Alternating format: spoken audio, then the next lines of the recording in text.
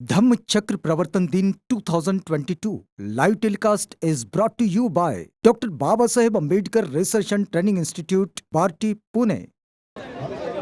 हम लोग इस समय बार्टी के स्टॉल के सामने पहुंचे हैं। बार्टी का मतलब ये हुआ डॉक्टर बाबा साहेब अम्बेडकर संशोधन व प्रशिक्षण संस्थान, यानी कि doctor Baba Saheb Ambedkar research and training institute. ये पुणे से चलता है, पुणे में हेडक्वार्टर है इसका, लेकिन एक ऐसा इंस्टीट्यूशन जो बाबा साहेब के विचारों का जो साहित्य है उसे प्रचारित भी करता है, उसे प्रकाशित भी करता है। और सबसे महत्वपूर्ण बात यह है कि जो सामाजिक विषय हैं, हमारे जो सामाजिक समस्याएं हैं, इन पर जो शोधार्थी छात्र हैं उनके लिए रिसर्च की व्यवस्था बनाता है और रिसर्च के बाद उनके एक ट्रेनिंग की भी व्यवस्था बनाता है कि वो एक बेहतर व्यक्तित्व के धनी बने। हमारे साथ इस समय समाज कल्याण जो उपायुक्त हैं सोनवणे साहब, वे इस समय हमारे साथ हैं। सोनवणे साहब, हम आपसे समझना चाहेंगे कि इस वक्त में ये जो पार्टी का कार्य आगे बढ़ रहा है, समाज कल्याण विभाग आगे बढ़ रहा है, किन योजनाओं के साथ और किन समझ के साथ आगे बढ़ रहा है? अभी तो पार्टी का समाज कल्याण विभाग जो है वो हमारा जो समाज कल्याण विभाग का एक अलग ऑफिस रहता है, लेकिन ये जो संस्था है डॉक्टर बाबा साहब अम्बेडकर संशोधन व प्रशिक्षण संस्था, ये शासन की एक स्वायत्त संस्था है और जिसकी मदद से हम अनुसूचित जाति यानी कि शेड्यूल कास्ट के जो भी मेंबर्स है, यानी कि स्टूडेंट है, युवा है या जो भी ये लोग हैं, उनके लिए काम करते हैं। ये यहाँ पे तो संशोधन और प्रशिक्षण का काम चलता है। उसमें हम ये बच्चे जो है, स्टूडेंट जो है, उनको कॉम्पिटिटिव एग्ज़ाम के लिए बेस्ड है। उनको एमपीएससी हो या यूपीएससी हो या स्टेट में जो भी एग्ज़ाम रहते हैं पुलिस के या मिलिट्री के, उसके साथ साथ आईबीपीएस, बैंकिंग, रेलवे, इनका भी हम उनको ट्रेनिंग देते हैं, फ्री ऑफ कॉस्ट होता है। उसके लिए उनको हम स्टाइपेंड देते हैं। उसके साथ साथ जैसे आपने अभी बोला कि हम एमफिल और पीएचडी करने वाले जो कुछ स्टूडेंट हैं उनको भी यूजीसी के जैसा उनके गाइडेंस के मुताबिक फेलोशिप भी देते हैं। सर, हम आपसे ये भी समझना चाहते हैं कि जैसे ये कार्य संशोधन और प्रशिक्षण के द्वारा आगे बढ़ता है और एक सशक्त समाज का निर्माण करना, एक सुदृढ़ देश का निर्माण करना, इसके लिए ये अपना योगदान भी देता है। हम ये बात भी समझना चाहते हैं कि हमारी समाज व्यवस्था में बहुत सारे ऐसे द्वंद्व दिखाई देते हैं, बहुत सारे ऐसे भावनाएं दिखाई देती है जिसके आधार में जाति भी होती है। तो ये जो जातिगत भेदभाव होते हैं या दो जातियों के बीच या दो समूहों के बीच ये जो विद्वेष की भावनाएं जो उत्पन्न होती है, क्या इसको कम करने के लिए ये विभाग कोई योजनाओं को चलाता है? जैसे कि आपने बोला कि जाति भेद है यहाँ पे समाज में, तो उसके लिए क्या काम करता है ये हाँ, संस्था? मतलब इस पर भी कोई योजना है? तो ये योजना तो है। यहाँ पे अभी महाराष्ट्र में इंटरकास्ट मैरिज जो होते हैं उनको हम स्टाइपेंड या मदद देते हैं और उसको बढ़ावा भी उसको बढ़ावा देते हैं। उसके साथ साथ अभी जो एट्रोसिटी एक्ट है, तो एट्रोसिटी एक्ट का इम्प्लीमेंटेशन सही तरीके से होना चाहिए।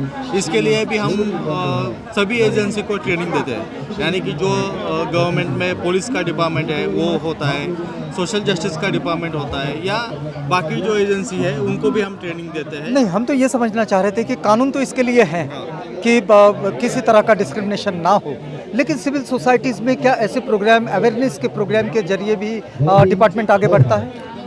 प्रोग्राम है। उसके साथ साथ हम क्या करते हैं, अभी देखो यहाँ पे जो बुक स्टॉल है, ये बुक स्टॉल में हम जो भी बाबा साहब अम्बेडकर है या महात्मा फुले है, छत्रपति शाहू महाराज है, इनकी जो विचारधारा है, उनके ऊपर जो भी किताबें हैं जो गवर्नमेंट ने पब्लिश की है, वो लोगों को हम देते हैं, ताकि उनका जो विचार है जाति भेद ना मानने का, स्वातंत्र्य, समता, बंधुता का पालन करने का, वो यही हमारे कॉन्स्टिट्यूशन में लिखा है। तो यही विचार हम लोगों को देते हैं। इसीलिए अभी देखो यहाँ पे हमने कंसेशन दिया है बुक्स के ऊपर, तो लोगों की भीड़ भी है। सबसे ज़्यादा लोग यहाँ से हमारे किताबें खरीद लेते हैं। तो ये भी काम चलता है। साथ ही साथ हम उनके लिए, लोगों के लिए ट्रेनिंग भी देते हैं, अवेयरनेस के प्रोग्राम रहते हैं। हमारे यहाँ पे बार्टी में समता दूत नाम का एक प्रोजेक्ट है, जिसमें समता दूत यानी कि जो इक्वलिटी की बात करता है, जो सोशल जस्टिस की बात करता है, यही समतादूत लोगों को जाके क्या ये समतादूत समूह के बीच डायलॉग भी करते हैं? यस समूहों के बीच जाते हैं, डायलॉग करते हैं। बाबा साहब अम्बेडकर का या फुले साहब अम्बेडकर हम जो विचारधारा बोलते हैं उसका प्रचार प्रसिद्धि करते हैं, एट्रोसिटी के ऊपर कार्यक्रम लेते हैं। ये सब समतादूत का यानी कि शेड्यूल कास्ट के विकास के लिए अभी बहुत उपयोग हो रहा है। जी, ये जो बात होती है कि जो चीज़ें आगे बढ़ती है वो दो तरीके से, एक तो कानूनी रूप से जो प्रशासनिक स्तर पर आगे बढ़ती है, और दूसरी स्थिति ये भी होती है कि जब लोगों के बीच जन जागरण होता है, उनमें अवेयरनेस आता है, तब भी परिवर्तन की ये राह आसान होती चलती है और पार्टी इन दोनों कामों का एक बेहतर मीडिएटर बन जाती है। सर, आप हमारे साथ आए और हमसे बातचीत की, इस बातचीत के लिए पूरा बहुत बहुत धन्यवाद। लेकिन हम इस बातचीत को पूरा करेंगे आपके एक छोटे से संदेश के साथ कि पार्टी की ओर से हमारे दर्शकों के लिए क्या संदेश होगा? संदेश तो यही है कि बाबा साहब की जो विचारधारा है उसकी अभी हमको सबके लिए बहुत ज़रूरी है। तो बाबा साहब की विचारधारा के ऊपर तरफ से हम चले, जो बाबा साहब की विचारधारा है वही संविधान की है। तो बाबा साहब का मानना यानी कि संविधान को मानना, यही हम कहना चाहेंगे। चलिए, बहुत धन्यवाद आपका। तथागत बुद्ध की जो सीख है वो सीख ही हमारी संवैधानिक संस्कृति की सीख है और यही बात आगे बढ़ती है। तो दोनों चीज़ें एक ही साथ आगे बढ़ती है और इसलिए इसको आगे आगे बढ़ाई। देखिएगा, ये जितनी भीड़ बढ़ती जा रही है वैसे वैसे लोग हमारे कैमरा के बीच से भी आना जाना करना शुरू रखते हैं। इस वक्त हमने आपको जोड़े रखा है दीक्षा भूमि के साथ। धम्म चक्र प्रवर्तन दिन 2022 live telecast is brought to you by doctor Baba Saheb Ambedkar research and training institute, party, Pune. दीक्षा भूमि पर हम जो ये पहुंचे हैं, all India SC/ST employees welfare association ONGC Uran का ये प्लांट है और इसका ये करियर गाइडेंस कैंप है। आप देखिएगा कि दीक्षा भूमि पर करियर गाइडेंस के लिए ये वेलफेयर एसोसिएशन जो है ONGC का, जो SC/ST एम्प्लॉयज़ का वेलफेयर एसोसिएशन है, ये यहाँ पर पहुँचा हुआ है। हम समझना चाहेंगे कि इस वक्त आप किस तरह का करियर प्लान बच्चों को दे रहे हैं। देखिए, ऐसा है कि हमारे जो मतलब हमारे कास्ट के जो लोग हैं उनको IITs, IIMs, MPSC, UPSC इसके अलावा भी करियर ऑप्शंस है जो कि उनको पता ही नहीं है। तो हम लोग चाहते हैं कि जो अननोन करियर ऑप्शंस है वो हम उनके पास तक पहुंचाएं और उनको मतलब काउंसिल करें कि कैसे क्या वो करियर ऑप्शंस चूज करके अपना मतलब क्या बोल सकते हैं कि एक उनका एम्प्लॉयमेंट गारंटी भी बढ़ जाता है जिससे। अच्छा, लेकिन तो क्या इसके लिए आपने कोई पुस्तकें, कोई मटेरियल प्रिंट आउट किया है या फिर बच्चे जो आते हैं उनको आप यही काउंसलिंग करते हैं? नहीं, हमने एक ब्रोशर टाइप बनाया है, एक छोटा सा, जिसमें हमने समराइज एक मतलब उसका ब्रीफ ओवरव्यू दिया है वो कोर्सेज का। और यहाँ पे हम जब बच्चे आते हैं और उनके पेरेंट्स आते हैं तो उनको हम काउंसिल करके उनके जो भी उनके दिमाग में जो भी करियर ऑप्शंस चल रहे हैं उनको काउंसिल करते हैं। चलिए, बहुत अच्छा। अगर हम ये समझना चाहें कि ये जो all India SC/ST employees welfare association है जो खासकर ONGC से आता है, ओरान के प्लांट से, तो अगर इस ऑर्गेनाइजेशन को अगर समझना चाहें तो ये किस तरह से काम करता है? ये ऑयल एंड एक तो पब्लिक सेक्टर कंपनी इंडियन का अंडर सेंट्रल गवर्नमेंट है और ये ऑयल एंड गैस में काम करती है। ये जो कच्चा तेल है जो मुंबई से ऑफशोर से कच्चा तेल निकालती है और नियर बाय रिफाइनरीज को प्रोवाइड करती है। अच्छा, लेकिन ये जो आपका एसोसिएशन है, वेलफेयर एसोसिएशन, वहाँ के ONGC के एम्प्लॉयज़ का जो ऑल इंडिया लेवल पर काम करता है, इसका क्या ध्येय उद्देश्य बनता है? सोसाइटी में कुछ करे, अपना भी योगदान रहे, सोसाइटी के लोगों के लिए कुछ करे और उनको अपनी भी कुछ हेल्प। अच्छा, उनकी भी कुछ हेल्प हो, मतलब जिसको हम सामान्य शब्दों में कहें कि ये पे बैक टू सोसाइटी। हाँ, उसका और एक जरिया है ये एसोसिएशन का। जो भी हमारे ऑर्गेनाइजेशन में जो SC/ST के जो लोग हैं उनके ऊपर कोई डिस्क्रिमिनेशन ना हो जाए, ये भी हम इंश्योर करते हैं। अगर किसी एम्प्लॉय के साथ कुछ इनजस्टिस होता है तो उसके अगेंस्ट वॉइस रेज करते हैं और उसको हम जस्टिस दिलाते हैं। सेम केस हम ट्रांसफ़र में भी है, जो ट्रांसफ़र्स होती है हमारे ONGC SC/ST लोगों की, एम्प्लॉयज़ की, तो उसके ऊपर भी किसी का अगर कुछ जानबूझ के हार्ड लोकेशन पे ट्रांसफ़र कर रहे हैं या बार बार उसी को वही लोकेशन दे रहे हैं जो कि कुछ लोग सॉफ्ट लोकेशंस को एंजॉय करते हैं, वो भी एक तरफ का इनजस्टिस है उन लोगों के साथ, तो उसके अगेंस्ट भी हम वॉइस रेज करते हैं। और साथ ही साथ में प्रमोशंस में भी जो कुछ लोगों को जानबूझ के डाउन किया जाता है, कुछ लोगों को डिमोटिवेट किया जाता है, उसके अगेंस्ट भी हम काम करते हैं। चलिए बहुत धन्यवाद।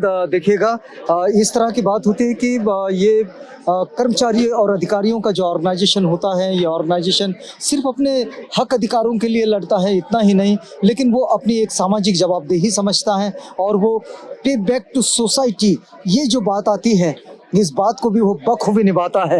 अगर हम all India SC/ST employees welfare association ONGC से उड़ान प्लांट के इस कैडर कैंप से, इस गाइडेंस कैंप से जो करियर गाइडेंस कर रहा है, इससे अगर हमारे दर्शकों के लिए कोई संदेश लेना चाहे, ये 66 साल का वक्त बीत चुका है, बाबा साहेब ने दीक्षा दी थी, तो क्या संदेश होगा आप लोगों का? हमारा संदेश यही है कि change is the only constant. जो बुद्धा ने भी सिखाया है कि हम किसी एक ही स्थिति में हमेशा के लिए नहीं रहते। जो भी कुछ चीजें हैं, दीज थिंग्स आर इम्परमानेंट। तो आप हमेशा स्ट्राइव कीजिए for betterment for oneself, so that we can achieve a betterment of a society. Thank you. शिक्षण is the must for every society. Low aim is a crime. ये जो खास बात आती है, ये होती है बुद्धिज्म की शिक्षा की बात। हमने इस वक्त आपको जोड़ के रखा है दीक्षा भूमि के साथ। धम्म चक्र प्रवर्तन दिन 2022 live telecast is brought to you by doctor Baba Saheb Ambedkar research and training institute, Barty, Pune. आप जानते हैं कि हम इस समय दीक्षा भूमि पर हैं और दीक्षा भूमि पर हम पहुंचे हैं यहाँ बहुजन रंगभूमि के स्टॉल पर। देखिएगा यहाँ लिखा है the Buddhist theatre of India. हम इस समय ये जो 66 साल का जो प्रतिबिंब देखते हैं बाबा साहेब की धम्म क्रांति का, ये एक उसका बेहतर उदाहरण है। हमारे सामने जो बहुजन रंगभूमि के जो संचालक हैं वीरेंद्र गणवीर जी, ये इस समय यहाँ स्टॉल पर उपस्थित है। वीरेंद्र जी, अगर हम इस बात को समझना चाहें कि बाबा साहेब का ये जो धम्म क्रांति का जो कारवां है, इस कारवां को आप किस नज़रिए से देखते हैं? क्योंकि आपकी दृष्टि एक कलात्मक दृष्टि है और कलाकार कलात्मक नज़रिए से देखता है, तो आपका दृष्टिकोण क्या है धम्म क्रांति को देखने का? मैं तो ये कहूँगा कि धम्म क्रांति ये एक तरह की मानव क्रांति है। ये जिस तरीके से हम देखते हैं धर्म का किस तरीके से अवडंबर हमारे देश में चारों तरफ फैला हुआ है, तो हमको यहाँ से बाहर निकलकर जब हम धम्म के दृष्टिकोण से जब हम दुनिया को देखने की कोशिश करते हैं, तो यहाँ मानव केंद्र बिंदु धम्म का होता है। और यहीं से ये जो हम लोग केंद्र बिंदु जो हम लोग बोलते हैं, यहीं से मानवतावादी क्रांति का एक कल्चरल, एक जो बोलेंगे हम लोग कल्चरल, उनकी शुरुआत वहाँ से होती है। तो ये जो कल्चर है, ये कल्चर बहुत महत्वपूर्ण होता है।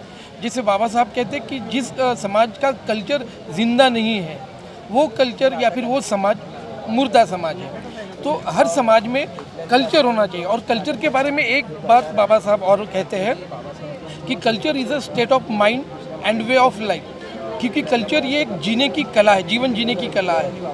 तो कल्चर अमानवीय भी हो सकता है और मानवीय भी हो सकता है। ये जो हम लोग सारे कल्चर को कल्चर कह के उसको मानने की कोशिश करते हैं, या फिर हमारे सामने कल्चर ये शब्द को रखकर बस परोसा जाता है। आप किस ओर खड़े हैं? क्योंकि हम तो देखते हैं कि आपके इस संगठन का नाम बहुजन रंगभूमि इस नाम से आता है और बहुजन रंगभूमि नागपुर लिखा हुआ है। क्या आप सिर्फ नागपुर में काम करते हैं? नहीं, बिल्कुल नहीं। नागपुर का ये संगठन है, लेकिन नागपुर से पूरे भारत में हम लोग कल्चरल मूवमेंट चला रहे हैं। 33 इयर्स हो गए हैं इस साल। तो बहुजन रंगभूमि का जो वैचारिक आधार है, जिस वैचारिकी की अभी आप बात कर रहे थे, वो क्या है? वो तो बुद्ध जो बाबा साहब ने हमें दिया है, तो बुद्ध का जो थिएटर है, बुद्ध का जो कल्चर है, वो कल्चर को लेकर हम लोग बहुजन रंगभूमि के माध्यम से, the Buddhist theatre of India के माध्यम से हम लोग काम कर रहे हैं।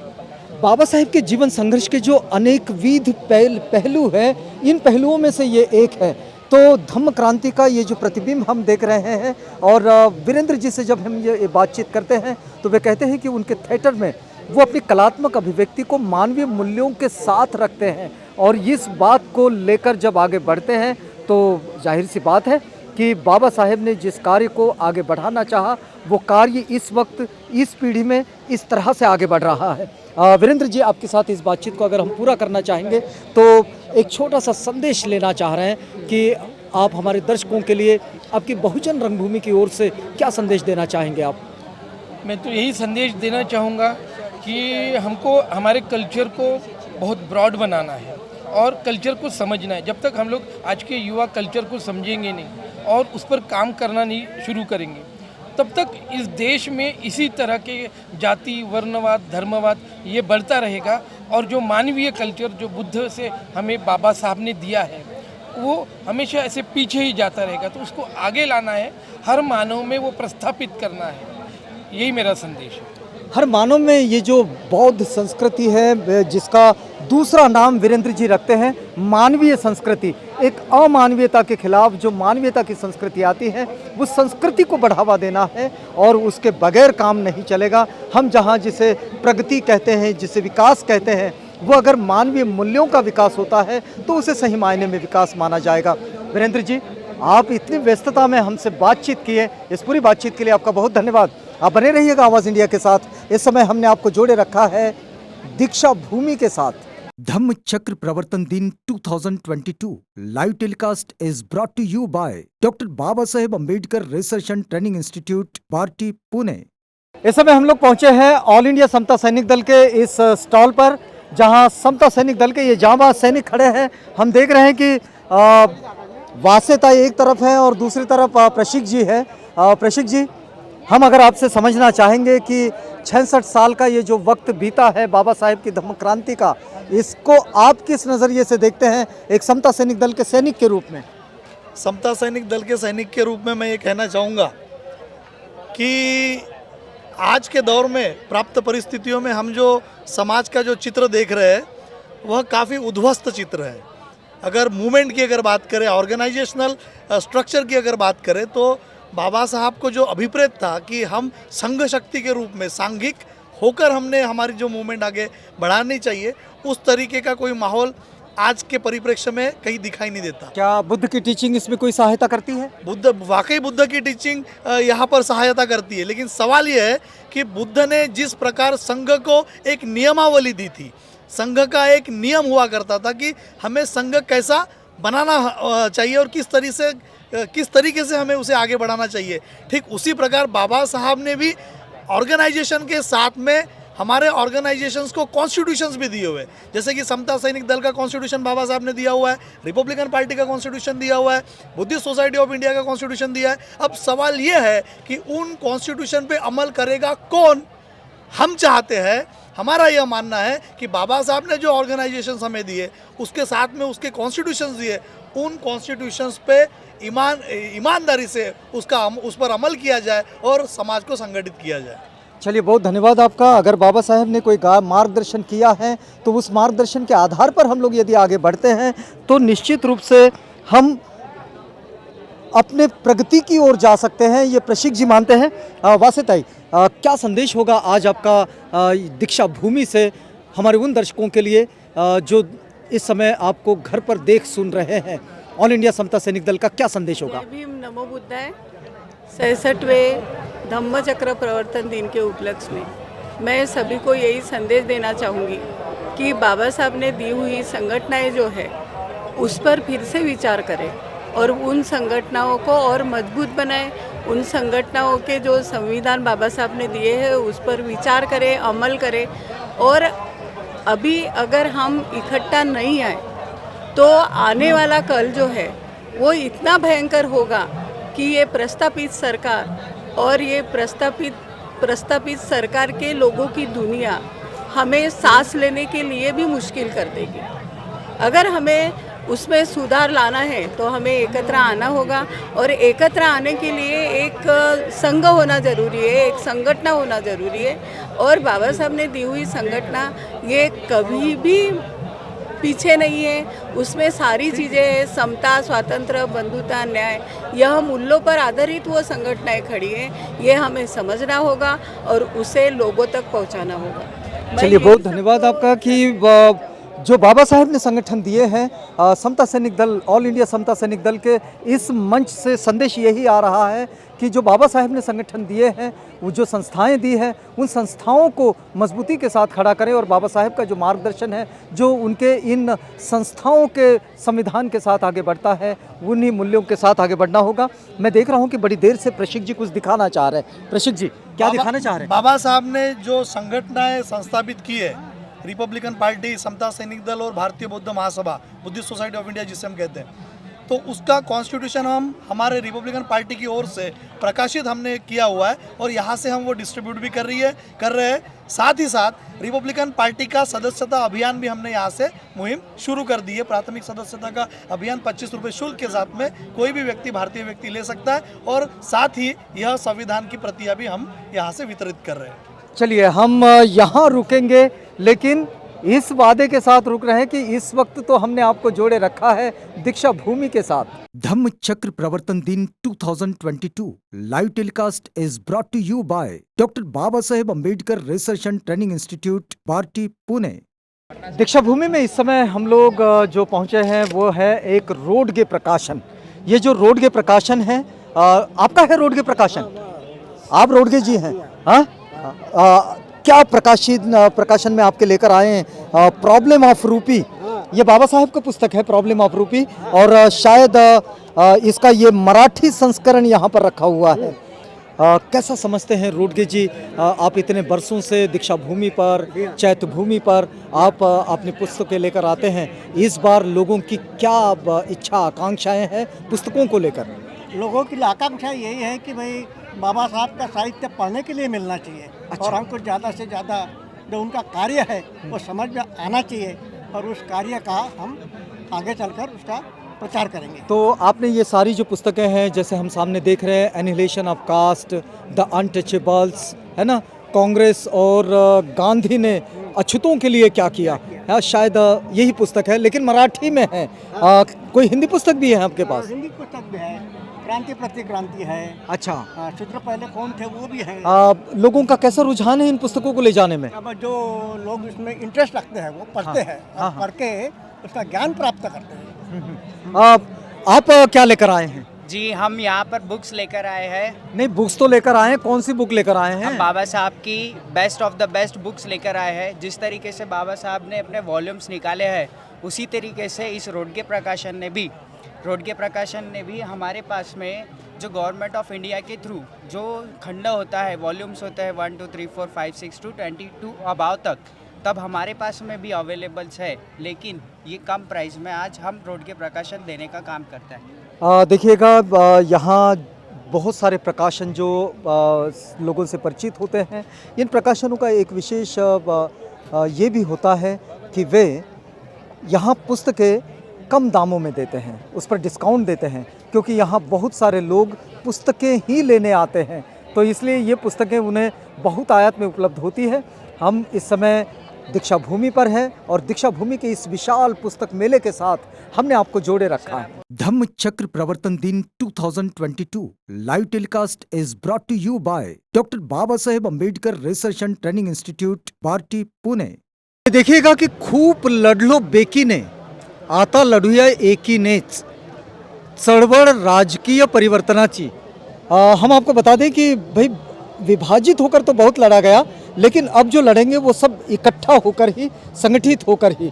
ये राजनीतिक परिवर्तन का आंदोलन है, इस शीर्षक के साथ ये स्टॉल हम देखते हैं, ये बिल्कुल युवा कार्यकर्ता है और बहुत लंबे समय से इस कार्य को ये कर रहे हैं।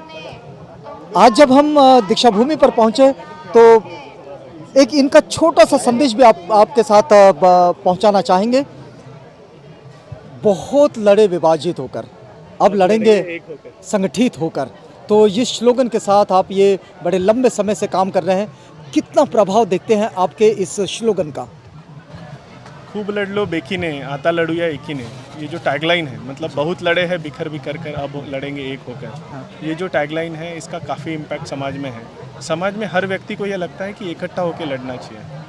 हर व्यक्ति को जो भी आप एक युवा के रूप में क्या सूत्र देते हैं इसका? मैं एक युवा हूँ और मैं बाबा साहब को मानता हूँ, और बाबा साहब ने जो मैसेज दिया है संगठित होने का, हम लोग संघर्ष तो कर रहे हैं बट अलग अलग होकर संघर्ष कर रहे हैं। तो हम ये स्टॉल लगाने का हमारा पर्पज़ ही है कि हम लोग संगठित हो जाए, हम लोग ये सिर्फ दीक्षा भूमि तक सीमित ना रहे, हम सारे क्षेत्र में संगठित होकर काम करें। तो क्या इसमें कुछ लिटरेचर भी रखते हैं आप? हाँ, लिटरेचर है। एक हमारा वेद 1.0 का एक छोटा पुस्तिका है जिसमें हमारे उद्देश्य, ध्येय उद्देश्य मूवमेंट के बताए गए हैं। उसका ये है, हमारा ये पहला रिटर्न डॉक्यूमेंट है। और ये जो ऑर्गेनाइजेशन है ये नॉन रजिस्टर्ड ऑर्गेनाइजेशन है। इस ऑर्गेनाइजेशन में डॉक्टर्स, इंजीनियर्स, सारे सुशिक्षित युवा जुड़े हैं, और हम सब लोग चाहते हैं कि राजनीति लेकिन किसी संगठन को रजिस्टर्ड न करना ये तो नॉन डेमोक्रेटिक प्रोसेस होती है? नहीं, ये कोई नॉन डेमोक्रेटिक प्रोसेस नहीं है। हाँ। ये एक विचार है, हम लोग विचार को आगे पहुंचाना चाहते हैं। ज़रूरी नहीं है हर विचार संगठन के माध्यम से, मतलब रजिस्टर्ड संगठन के माध्यम से ही हो, अनरजिस्टर्ड करके भी विचारों का आदान प्रदान हो सकता है। अच्छा, एक बात तो बताइए कि अक्सर ऐसा हो जाता है कि जो कोई संगठित करने वाला संगठन होता है वो संगठन भी अपना एक संगठन बनकर उभर कर आगे आ जाता है, और जो पुराने संगठन होते हैं उनका भी अस्तित्व होता है। क्या ऐसी स्थिति तो नहीं बन रही? नहीं, इतिहासों को देखा जाए तो शायद इतिहास बार बार यही दोहराता है। तो आपका क्वेश्चन एकदम वाजिब है। हाँ। इसमें कोई दुमत नहीं है। लेकिन आप जब कार्य कर रहे हैं तो क्या आप ऐसी स्थिति तो नहीं देखते? नहीं, अभी तक तो ऐसी स्थिति नहीं है। मानव है, मानव के अलग अलग विचार हैं, और सारे अपने अपने हिसाब से काम करते हैं। और आने वाले समय में जो युवा है वो युवा एकत्रित होकर ही आपको दिखेगा। अब जो किंतु परंतु रहते हैं ये हर इसमें रहते हैं। हमको थोपा जाता है कि सिर्फ अम्बेडकराइट समाज में है। आपने महाराष्ट्र का एक अच्छा एग्जाम्पल आपके सामने है। आज जो खुद को हिंदू मानते हैं तो 3 हिंदू है, तो उनके भी झगड़े हमने देखने चाहिए। उससे अच्छा हमारा समाज जो है संगठित काम करता है, और संगठित होकर ही आगे युवा भी काम करेगा। तो इससे मुझे नहीं लगता है कि ये जो मैसेज है कि अलग अलग होने का, तो ये कोई है नहीं। संगठन इकट्ठा है और इकट्ठा काम करता है। लोग बिखरे बिखरे हैं ये मानना इससे बेहतर है कि संगठित हो जाना। ये यहाँ से बहुत लड़े बिखर बिखर कर, लेकिन अब लड़ेंगे इकट्ठा होकर। ये बड़ा अच्छा स्लोगन भी लगता है, और इस स्लोगन के साथ ये सारे युवा बड़े लंबे समय से काम कर रहे हैं। हम जब भी दीक्षा भूमि पर कवरेज के लिए आते हैं ये स्टॉल ज़रूर मिलता है, लेकिन आज हम ये देखते हैं कि ये संगठन इतना आशावादी है कि बाबा साहेब की ये बात, जो संगठित रहो वाली बात जो है, इस बात को लोग स्वीकार रहे हैं, सुन रहे हैं, और ये संगठन मानता है कि युवा एक दिन इकट्ठे होकर इस कारवां को आगे बढ़ाएंगे। अगर हम इस संगठन की ओर से कोई संदेश लेना चाहे हमारे दर्शकों के लिए, तो एक छोटा सा संदेश क्या होगा? आज धम्म क्रांति के 66 साल पूरे हो गए। सभी श्रोताओं को और मुख्य तौर आवाज़ चैनल को, जो संपूर्ण भारत भर में, और मेरे ख्याल से आवाज़ का ऐप भी लॉन्च हुआ है जी, तो मैं सारे हमारे श्रोता और हमारे दर्शक को ये निवेदन करूँगा कि आवाज़ चैनल को सब अपने घर में केबल वालों को बोले और लगा ले, क्योंकि आवाज़ एकमात्र ऐसा चैनल दिख रहा है जो बुद्धिज़्म और बाबा साहब की ओपनली भूमिका रखता है। नहीं, ये बात तो ये हाँ जी, आज के इससे मैसेज ये है, जो हमारा कैंपेनिंग है वही हमारा मैसेज है। समाज को अगर राजनीतिक तौर से नहीं, सामाजिक तौर से, धार्मिक तौर पे इकट्ठा होना है तो संगठित होके, ये हमारा मंत्र नहीं है, बाबा साहब का मंत्र है, बस हम लोग संदेश के माध्यम से यहाँ से पहुँचा रहे हैं। बस जो हमारा स्लोगन है वही हमारा मैसेज है। इसी संदेश के साथ ये ग्रुप यहाँ पर रुकता है, लेकिन हमने आपको जोड़े रखा है दीक्षा भूमि के साथ। धम्म चक्र प्रवर्तन दिन 2022 live telecast is brought to you by doctor Baba Saheb Ambedkar research and training institute, party, Pune. Samata Sainik Dal के स्टॉल के सामने खड़े हैं। अब से पहले भी आए थे, लेकिन तब हम एडवोकेट आकाश मून साहब से बात नहीं कर पाए थे। एडवोकेट आकाश मून ये समता सैनिक दल के वे संगठक हैं जो समता सैनिक दल के संगठन की बात तो होती है, लेकिन उसका जो कानूनी पहलू होता है और उसी के जो कानूनी सलाह होती है, इस पर भी आकाश जी काम करते हैं। एडवोकेट साहब, हम एक बात आपसे समझना चाह रहे हैं कि इस वक्त में जब हम देखते हैं कि हमारे संवैधानिक मूल्य जो है, इन संवैधानिक मूल्यों को बहुत कमज़ोर सा दिखाई देता है हमारे सामाजिक जनजीवन में, और बाबा साहेब ने जो दीक्षा दी, इस दीक्षा को अब 66 साल पूरे हो गए। आप कैसा मानते हैं कि बाबा साहेब ने जो धम्म क्रांति की, इस धम्म क्रांति का एक सामाजिक जनजीवन पर जो प्रभाव पड़ता है, क्या वो संवैधानिक मूल्यों को और मजबूती प्रदान कर सकता है? डॉक्टर बाबा साहब ने जब धम्म दीक्षा दी थी 14 अक्टूबर 1956 को, उसके बाद जो उनका भाषण हुआ था जी 15 अक्टूबर को, अगर वो भाषण हम देखेंगे जी तो हमें समझ में आएगा कि बाबा साहब ने कौन से मूल्यों की बात की थी। बाबा साहब ने उन मूल्यों की बात की थी जो मूल्य उन्होंने संविधान में डाले। वो मूल्य थे समता, स्वतंत्रता, बंधुता और न्याय के मूल्य। और इस मूल्यों को उन्होंने सारे समस्त जो हमारे पिछड़े, दलित, शोषित जो हमारी जनता थी, उनको उन्होंने 14 अक्टूबर को दिया। इतना ही नहीं, उन्होंने उन्हें ऐसा धम्म दिया जो धम्म भाईचारे की बात करता है, करुणा की बात करता है, प्रज्ञा की बात करता है, शील की बात करता है, और सबसे ऊपर सबको एक समान देखने की और सबको एक समान जो है ट्रीट करने की, या उनको जो है एक तरीके का ट्रीटमेंट देने की बात करता है। ये सारी चीज़ें जब हम देखते हैं तो हमें ऐसा प्रतीत होता है कि आज 66 साल बाद भी अगर मैं बोलूं कि आज हम यहाँ आने वाला जो अथांग जनसागर देख रहे हैं, उनमें उन मूल्यों की कहीं ना कहीं बहुत बड़े पैमाने पे कमी दिखाई देती है। और मूल्यों की कमी इसलिए नहीं दिखाई देती कि उन मूल्यों को उन्होंने ग्रहण नहीं किया, कमी इसलिए दिखाई देती है कि उनकी जो मूलभूत ज़रूरतें हैं, उस ज़रूरतों को पूरा करने में 66 साल बाद भी असक्षम रहा है। क्या वजह मानते हैं आप इन सब चीज़ों की? क्योंकि आप तो बड़े लंबे समय के साथ समता सैनिक दल का हिस्सा है और समता सैनिक दल के साथ आप काम कर रहे हैं। नीति मूल्य की शिक्षा ये समता सैनिक दल की पहचान होती है, तो क्यों ये ना हो सका या हो नहीं पा रहा है? क्या वजह मानते हैं आप? जी, इसलिए नहीं हो पा रहा है। सबसे बड़ी तो उसके पीछे जो मैं जो कारण देखता हूँ, वजह देखता हूँ, वो ये है कि हमें बहुत बड़े पैमाने पे हमने ऑर्गेनाइज्ड रहकर सिर्फ खुद का ही विकास नहीं तो समाज के विकास का जो धोरण होता है उसे हम समझने में कहीं चूके हैं। दूसरी चीज़ कि जब हमारे में से कोई या कोई तबका जब बढ़ जाता है तो वो अपने सामाजिक दायित्व का निर्वाह नहीं करता। और तीसरी सबसे बड़ी चीज़ जो मैं देखता हूँ कि हमारा जो विज़न है वो विज़न काफ़ी क्लियर है, लेकिन अपने झगड़ों के चलते बोलिए या अपने स्वार्थ के चलते बोलिए या अपने संकुचित विचारधारा के चलते बोलिए, या सब लोग चाहते हैं कि सारी चीज़ें उनके आजू बाजू ही रहें। जो आसक्ति है वो सबसे बड़ा कारण है कि आज थोड़े पैमाने पे संसाधन इकट्ठा करने के बाद भी उन संसाधनों का योग्य उपयोग करके हम हमारे लोगों को न्याय नहीं दे पा रहे हैं, हम बदलाव नहीं ला पा रहे। लेकिन एडवोकेट साहब, एक बात तो हम भी समझते हैं कि तथागत बुद्ध की शिक्षाओं में ये बड़ी आधारभूत और मूलभूत शिक्षा है कि आसक्ति ये सारे दुखों का कारण होती है। आसक्ति से शोषण की राहें खुल जाती है और आसक्ति ये सबको परेशान करती है। तो तथागत बुद्ध की ये सामान्य शिक्षा इन 66 सालों में लोग प्रैक्टिस नहीं कर पाए। निश्चित रूप से नहीं कर पाए, मैं ऐसा ही बोलूँगा। आप देखिए, तो क्या इसकी कोई और वजह मानते हैं कि वो ऐसा नहीं कर पाए? संस्कारों का भाग है।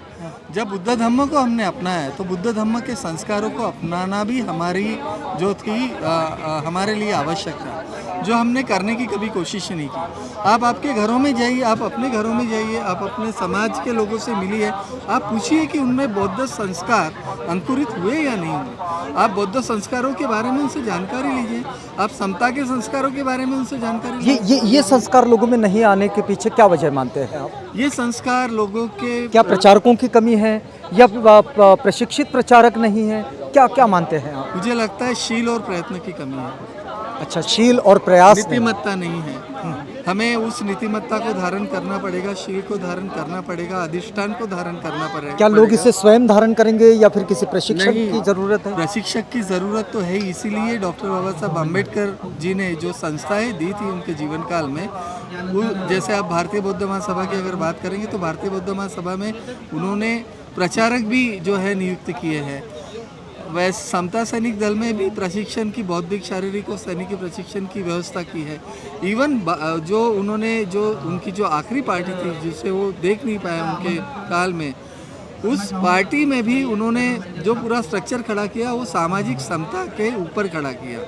अब ये सारी चीज़ें दुनिया की सबसे बड़ी, सबसे उन्नत और सबसे विशाल विचारधारा हमारे पास है, लेकिन उस विचारधारा को जो है हम जिस तरीके से प्रवाहित करना चाहिए समाज में नहीं कर पा रहे हैं। आप देखिए संस्कार है कहाँ। आप देखिएगा कि एडवोकेट साहब का ये जो दर्द है, समता सैनिक दल के साथ वे संगठक के रूप में आगे बढ़ते हैं, लेकिन दर्द उनका ये है कि भाई ये कार्य अगर आगे बढ़ना है तो इसके लिए समर्पण की ज़रूरत पड़ेगी, इसके लिए प्रशिक्षित का प्रचारकों की ज़रूरत है, और प्रशिक्षित प्रचारकों का ना होना ये भी इन सब कामों में एक बड़ी दिक्कत है। बाबा साहब ने इस पर ज़रूर सोचा था, वे तो बड़ी सेमिनरी का निर्माण करना चाहते थे। मुन साहब, इस बातचीत को हम पूरा करना चाह रहे हैं, लेकिन बातचीत को पूरा करेंगे आपके एक छोटे संदेश के साथ जो हमारे दर्शकों के लिए आप देंगे समता सैनिक दल की ओर से। समता सैनिक दल की ओर से मैं इतना ही कहना चाहूँगा सारे आवाज़ के दर्शकों को और समस्त भारतीयों को कि एक बात ध्यान में रखिए, जो समाज कमज़ोर होता है उस समाज का शोषण होता है, लेकिन समाज को अगर हमें वृद्धिगत करना है, हमें स्ट्रॉन्ग करना है, तो हमें जो है संघर्ष की राह पकड़नी पड़ेगी। और हमने संघर्ष की राह नहीं पकड़ी, इस कारण से हम लोग और ज़्यादा कमज़ोर होते जा रहे हैं। तो कमज़ोरियों को झटकिए, साथ में जुड़िए, समाजशीलता लाइए, खुद में समाजशीलता ख़त्म हो रही है, उसको पुनः पुनर्जीवित करिए अपनी ज़िंदगी में और आगे बढ़िए। और हमारे जैसे लोग हैं कि अगर आपको कहीं पे भी दिक्कत होती है, क्योंकि समाजशीलता अगर ना हो तो समाज नहीं रहता, वो भेड़ियों का ग्रुप हो जाता है। तो ये सारी चीज़ें हमें टालनी है और एक प्रबुद्ध भारत के निर्माण के लिए हमें एक कैडराइजेशन की प्रोसेस के थ्रू हमें हर तबके में अच्छे लोग निर्माण करने, शीलवान लोग निर्माण करने। शीलवान लोगों का निर्माण होना ये बहुत ज़रूरी है। इसी मैसेज के साथ हम लोग यहाँ तो रुकते हैं, लेकिन हमने आपको जोड़े रखा है दीक्षा भूमि के साथ।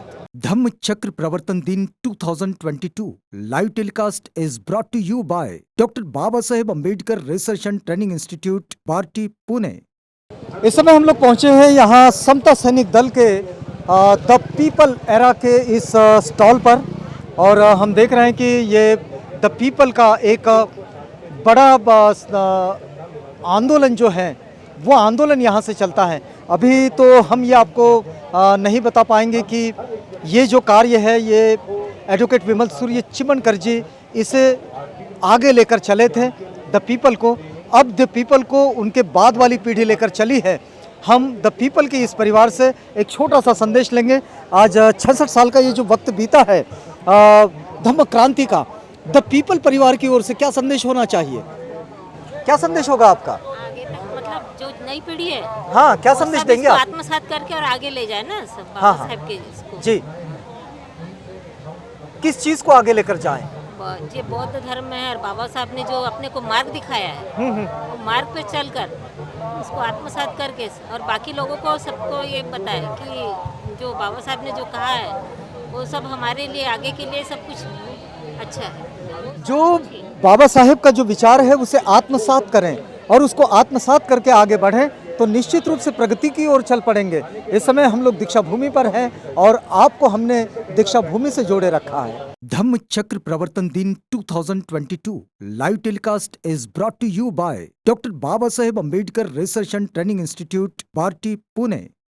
दीक्षा भूमि पर इस समय हम देख रहे हैं कि अष्टविनायक बुद्धास पीपल अपने बहुत सारे धार्मिक साहित्य के साथ यहाँ पर है, और ये जो अष्टविनायक बुद्धास पीपल जो है इनका ये जो प्रकाशित साहित्य है, इस साहित्य के साथ यहाँ पर है। हमने बहुत सारे लोगों से देखिए बात की तो उन्होंने कहा कि धर्मांतर भी ज़रूरी है और नामांतर भी ज़रूरी है। यहाँ एक पुस्तक आप देख सकते हैं जिसमें लिखा है धर्मांतर करा नामांतर नको। धर्मांतर की ज़रूरत है, नामांतर की ज़रूरत नहीं है, ये लेकिन अष्टविनायक बुद्धास पीपल का मानना हो सकता है। हम जरा बातचीत करेंगे। डॉक्टर विनोद अनावरत सर की ये पुस्तक है। बहुत बार लोग इन पर बड़ा आक्षेप भी लेते हैं, लेकिन हम अष्टविनायक बुद्धास पीपल से बात करेंगे। आज 66 साल का ये जो धम्म दीक्षा का सफ़र है, इसे आप लोग किस दृष्टि में देखते हैं? ज़रूर काफ़ी महत्वपूर्ण पर्व है, लेकिन इस पर्व के साथ साथ कई सारी भ्रांतियाँ और भ्रम हम पाले हुए हैं, हमें ये खेद से कहना पड़ रहा है। अभी आपने एक किताब देखी, धर्मांतर कीजिए नामांतर मत कीजिए, ऐसा नहीं है। एक्चुअली हमने धर्मांतर तो कर लिया, लेकिन हमारे जो पुराने सरनेम रहे हैं वो आज भी हम ढो रहे हैं, हमने उसमें बदलाव नहीं किया। यही हम इस किताब के द्वारा बताना चाहते हैं कि हम धर्मांतर के साथ साथ नामांतर हम कब करेंगे। हमारा सरनेम जो पुराने हिंदूवादी लोगों के द्वारा दिए गए जो सरनेम है वो हम कब तक ढोएंगे। मतलब उससे आप भी यही कहना चाह रहे हैं कि धर्मांतर भी करो और नामांतर भी करो। नामांतर भी होना चाहिए, तब तक आपकी पहचान। तो लेकिन इसमें नामांतर न को ऐसा क्यों लिखे आपने? नहीं, वही तो है। ये वही तो अच्छा है। ये पुस्तक का आकर्षण है, आकर्षण का शीर्षक है। हाँ। अच्छा अच्छा, मतलब आपने थोड़ा सा उल्टा लिखे है। चलिए कोई बात नहीं। यस। लेकिन अष्टविनायक बुद्धास पीपल का क्या संदेश होगा हमारे दर्शकों के लिए इस समय जो 66 साल का ये वक्त बीत चुका है, बाबा साहब ने धम्म दीक्षा दी। हम आज ये यहाँ देखते हैं कि काफ़ी बड़ा बैनर लगा है। वो बैनर है कि धर्म चक्र प्रवर्तन। हम इस बड़ी भ्रांति से, क्योंकि सम्यक संबुद्ध वही अकेले हैं जो खुद कहते हैं कि केवल मैं ही जगत में धर्म चक्र प्रवर्तन करता हूँ, उसे सारिपुत्र या अन्य लोग उसे अनुवर्तित करते हैं। तो ये जो पर्व है, ये पर्व ये समझना चाहिए कि वो जो एक घटना एक बार हुई थी जगत में, एक बार, वो दोबारा कभी नहीं होती है। अभी जो हम प्रस्तुत करना चाहते हैं वो जो बाबा साहब ने किया है, उसी धर्म को जो फिर से यहीं से नष्ट प्राय हुआ, जिस धरती में उसका जन्म हुआ वहीं से नष्ट प्राय हुआ, इसका बारे में आप बखूबी जानते हैं। लेकिन उसी धरती में उसे पुनर्जीवित, पुनर्गतिमान करने का काम बाबा साहब ने किया। उस दिन को हम धर्मचक्र अनुवर्तन दिन की तरह 14 और 15 अक्टूबर को मनाते हैं। और हालांकि अश्विन शुद्ध दशमी का अगर हम जानते हैं तो सम्राट अशोक का काफ़ी बड़ा महत्व है इस दिन के लिए। उस दिन को भी हम बड़े उत्साह से मनाएं, ये भी हम आने वाले समय में बताना चाहेंगे। और उसी तरह की हम अपेक्षा ही लोगों से भी करेंगे कि उस दिन को भी वो अश्विन शुद्ध दशमी को उसके असली रूप में स्वीकारें और उसे उसी हर्षोल्लास के साथ सेलिब्रेट करें, एक दूसरे के साथ आनंदोत्सव साजरा करें, एक दूसरे से साथ सेलिब्रेट करें, यही हम कहना चाहते हैं। ये बात है कि बाबा साहब ने 1956 में जो धम्म दीक्षा दी, ये एक सांस्कृतिक क्रांति है। और सांस्कृतिक क्रांति जब होती है तो बहुत सारे सांस्कृतिक विचार जो अपने आप में बदलते चलते हैं। और ये इस समय जो बातचीत आपके सामने आ रही है, ये भ्रम और भ्रांतियों से बाहर निकलने की बात है। इस बात को भी समझना बहुत ज़रूरी है जो दीक्षा भूमि से आ रही है। इस वक्त हमने आपको जोड़े रखा है दीक्षा भूमि के साथ। धम्म चक्र प्रवर्तन दिन 2022 live telecast is brought to you by doctor Baba Saheb Ambedkar research and training institute, Barty, Pune. दीक्षा भूमि पर हम पहुंचे हैं महात्मा फुले मागासवर्गीय विकास महामंडल के इस स्टॉल पर, जहां ये सारा अधिकारी वर्ग बैठा हुआ है और बहुत सारे लोग मागासवर्गीय विकास महामंडल की इन जानकारियों को लेकर यहाँ से चल देते हैं। सर, इस वक्त में अगर हम जानना चाहेंगे कि महात्मा फुले मागासवर्गीय विकास महामंडल किन योजनाओं के साथ लोगों की सहायता में खड़ा है, तो क्या बताएंगे आप? आज इस पावन भूमि पर, दीक्षा भूमि पर जी आए हुए सभी अनुयायी को महात्मा फुले मागासवर्ग विकास महामंडल की तरफ से हार्दिक हार्दिक शुभकामनाएं। हमारा महामंडल अनुसूचित जाति के लोगों के लिए काम करता है। जो अनुसूचित जाति का पिछला वर्ग है उसके लिए हम योजना का ये योजनाएं किस रूप की होती है? क्या इसमें सिर्फ सामाजिक योजनाएं होती है या फिर आर्थिक योजनाएं भी इसके साथ जुड़ती हैं? ये जो योजनाएं है ये अनुसूचित जाति का जो पिछला वर्ग है उसको डेवलपमेंट करने का काम करता है। मतलब ये अर्थ सहायक करता है? अर्थ सहायक करता है। विविध व्यवसायों के लिए हम लोन देते हैं और उस माध्यम से लोगों को हम डेवलप करते हैं। इसका ब्याज दर बहुत कम रहता है, सब्सिडी भी रहती है। अगर हम ये समझना चाहें कि जब से महात्मा फुले मागासवर्गीय विकास महामंडल शुरू हुआ है, कितने लोग लाभान्वित हुए होंगे? ऐसा निश्चित आंकड़ा भले ही ना हो, लेकिन आसपास का क्या आंकड़ा हो सकता है? ये विभाग में तो हमने कम से कम 50,000 लोगों को तो डेवलप किया है। मतलब तो हम यदि नागपुर विभाग को समझे, हाँ, नागपुर विभाग को समझे। ये पूरे महाराष्ट्र में काम करता है? महाराष्ट्र में हर एक डिस्ट्रिक्ट में हमारा ऑफिस है। विभाग लेवल पे हमारा एक ऑफिस रहता है, डिस्ट्रिक्ट ऑफिस के अंडर में काम करते हैं और हमारा मुख्य ऑफिस जुहू मुंबई में है। अच्छा, लेकिन एक बड़ा महत्वपूर्ण हमारा भी ये जिज्ञासा रहती है कि सरकारी विभागों के साथ आम जनता की बड़ी शिकायत होती है कि भाई अधिकारी सुनते नहीं हैं, जाते हैं हम उनको अर्जी लगाते हैं, आवेदन दे देते हैं, लेकिन आवेदनों पर कोई चर्चा ही नहीं होती। क्या अभी ऐसी कोई स्थिति होती है या इस स्थिति से निजात पाने के लिए लोगों ने क्या करना चाहिए? नहीं, ऐसी स्थिति तो होती नहीं है। बहुत सारे अधिकारियों इन जो गरीब लोग हैं उनको सहकार्य ही करते हैं। एखादा वो नॉमिनल उदाहरण रहता है किसी को तो जो ऐसी शिकायत ले देते हैं। हाँ, शिकायत दे देते, यानी कि 100% नहीं लेकिन 99% तो काम पूरा हम सही हो जाता है। क्या सामान्य इसकी शर्तें होती है कि महात्मा फुले मागासवर्गीय विकास महामंडल जो है ये मदद करने के लिए तैयार हो जाता है? सामान्य शर्तें क्या होती हैं इसकी? बाकी शर्तें तो जो आवेदक जो है वो ऑफिस पहुंचेगा और उन शर्तों को देखेगा तभी उन्हें पता चलेगा, लेकिन हमारे दर्शकों के लिए सामान्य शर्तें हमारी कारपोरेशन की जो योजनाएं हैं हम सामान्य लोगों तक पहुंचने के लिए मीडिया, न्यूज़पेपर या हम बस्ती में जाके मेड़ावे का आयोजन करते हैं, लोगों को ये योजनाएं समझा कर देते हैं।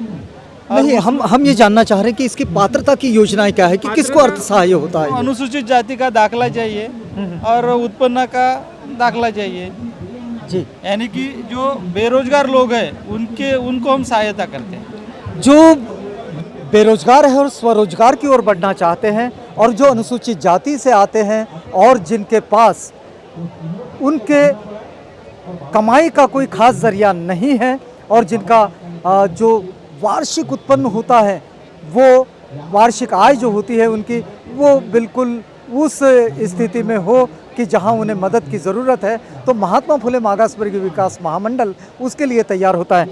इस बातचीत को पूरा करेंगे महात्मा फुले मागासवर्गीय विकास महामंडल की। सर, आपसे एक छोटा सा संदेश लेना चाहेंगे हमारे दर्शकों के लिए। 66 साल का ये वक्त बीत चुका है और बाबा साहेब ने जो दीक्षा दी थी, महात्मा फुले मागासवर्गीय विकास महामंडल की ओर से क्या संदेश होगा? ये 66वां धम्मचक्र प्रवर्तन दिन के उपलक्ष्य में आज महात्मा फुले विकास महामंडल हर साल यह स्टॉल लगाता है। इस माध्यम से महात्मा फुले विकास महामंडल सभी दर्शकों को हार्दिक बधाई देता है।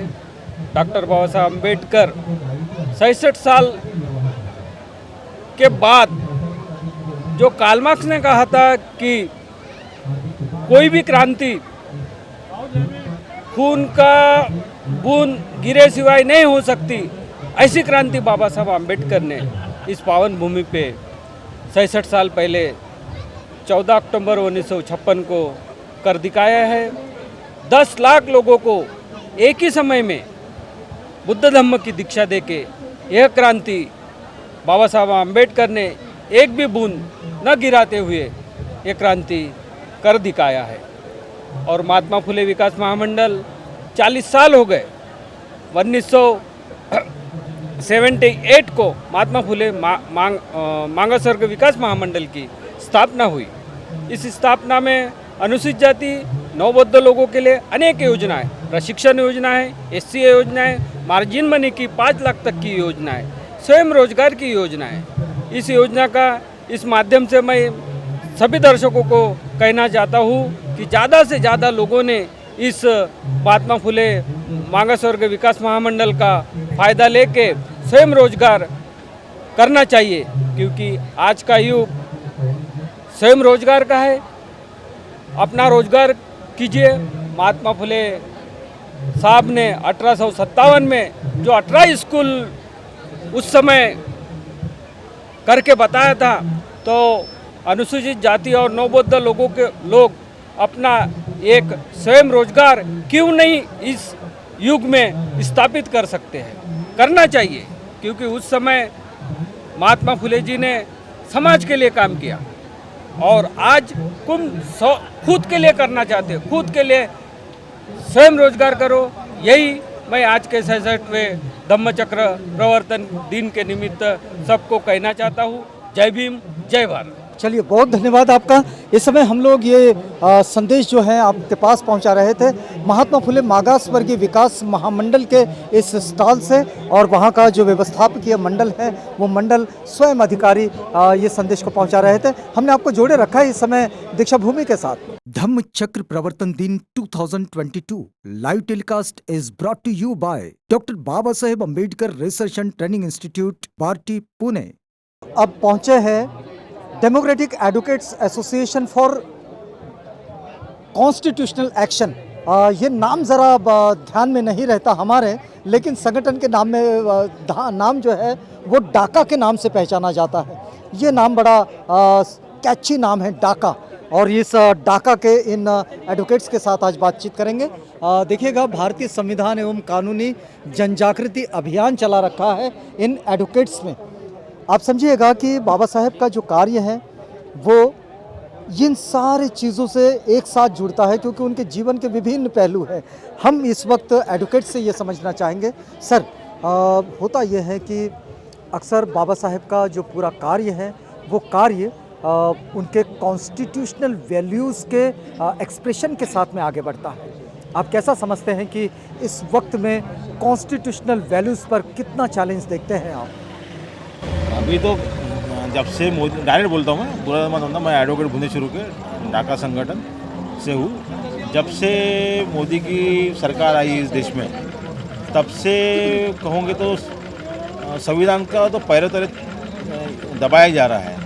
जो कॉन्स्टिट्यूशनल वैल्यू है वो पूरी डाउन होते जा रही है। क्या आपको ये नहीं लगता कि एडवोकेट्स मिलकर इसको प्रोटेक्ट कर सकते हैं? हम तो काफ़ी सालों से प्रयास कर रहे हैं। हमारा वही प्रयास है कि कॉन्स्टिट्यूशनल वैल्यू रहे, बाबा साहब को संविधान से पूरा देश चले, सब जनता चले। हमारी उसी सोच से हम 25 साल से ये काम करते आ रहे हैं। हम यही नहीं धम्म चक्र प्रवर्तन नहीं, लेकिन साल भर हम पूरे नागपुर ज़िले में बोलो, महाराष्ट्र में बोलो, हम ये काम चलाते हैं कि बाबा साहब का संविधान जिंदा रहे और बाबा साहब के संविधान पे ये देश चले।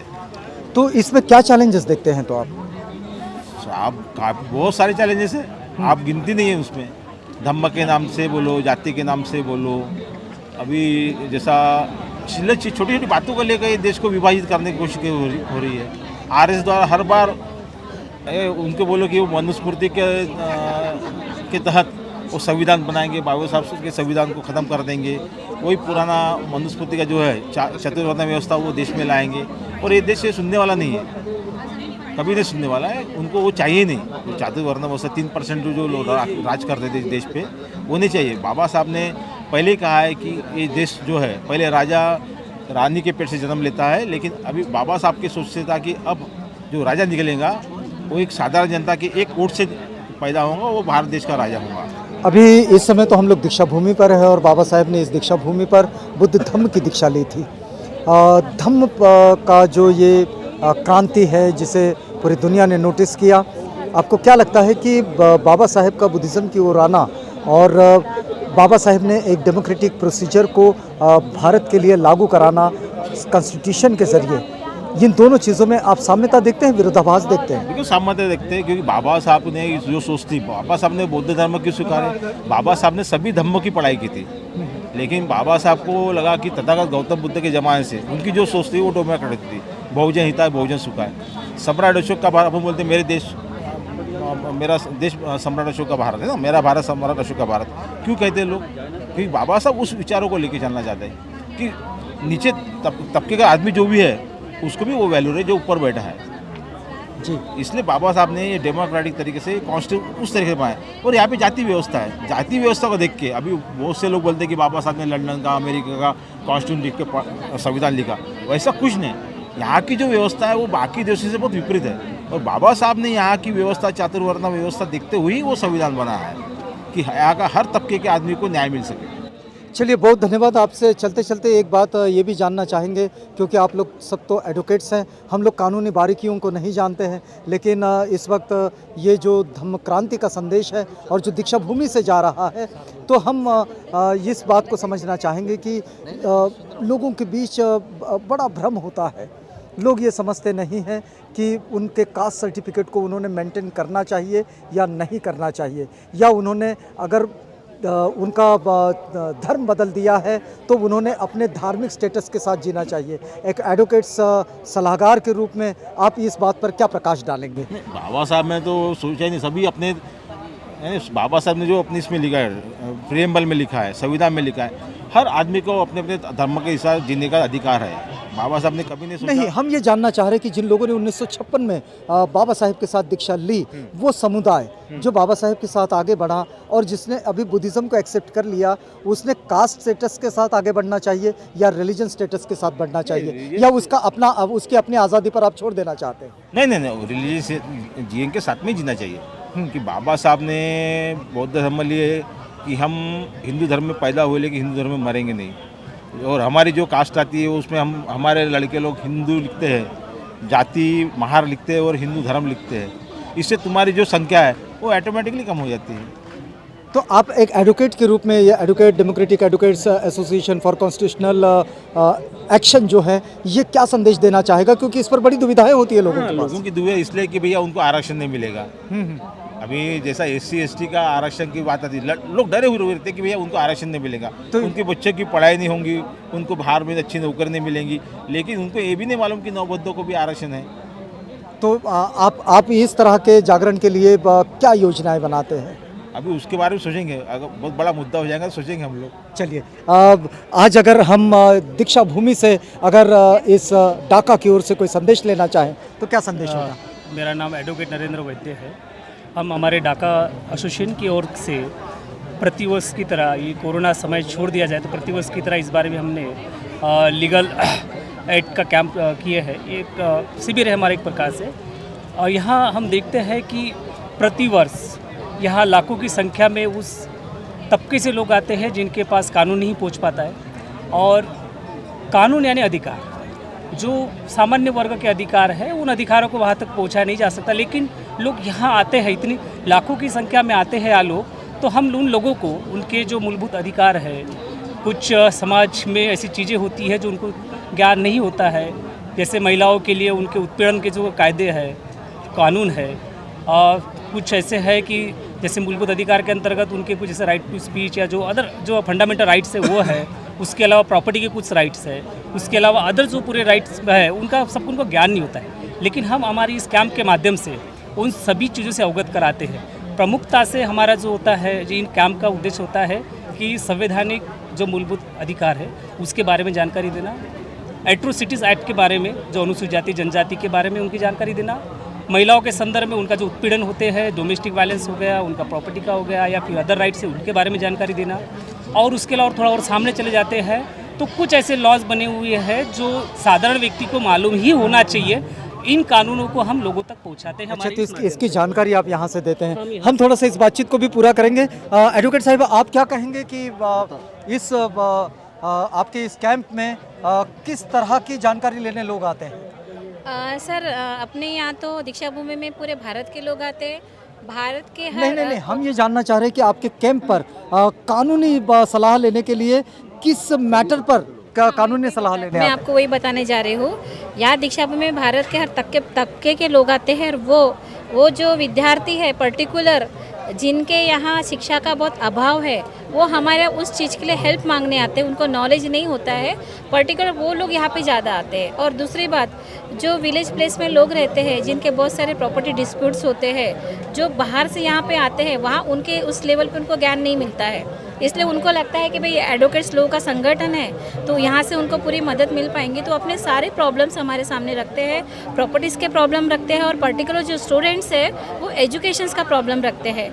बहुत सारे ऐसे हैं कि उनको वहाँ तक कि कॉलेजेस में, स्कूल्स में वो बेनिफिट्स या जो एजुकेशन मिलना चाहिए, जो फैसिलिटीज़ मिलना चाहिए, वो नहीं मिलती है। तो वो हमसे जानकारी लेते हैं कि हम क्या करें, उसके लिए हमने क्या करना चाहिए, कैसा संघर्ष करना चाहिए, लीगल वे से कैसे जाना चाहिए, तो हम उसके बारे में उनको यहाँ मार्गदर्शन करते हैं। अच्छा, ये मार्गदर्शन लेने के बाद क्या ऐसा होता है कभी कि वो आपको फिर कॉल करते हैं, या फिर वो आपसे मिलने की कोशिश करते हैं, मतलब संगठन से मिलने की कोशिश करें, या फिर संगठन उनका फॉलोअप ले?